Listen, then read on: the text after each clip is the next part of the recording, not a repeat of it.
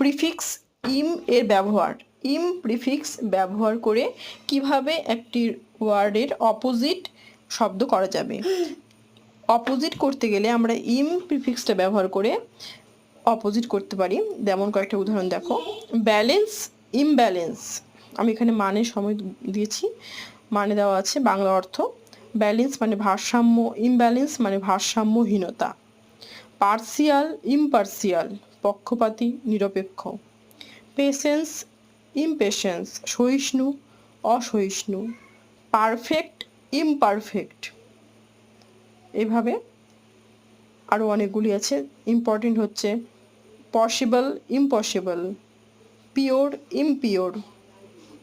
প্রতিটি অর্থ দেওয়া আছে, তোমরা দেখো, তোমাদের কাজে লাগবে। ভিডিওটি ভালো লাগলে চ্যানেলটি সাবস্ক্রাইব করো। Thanks for watching.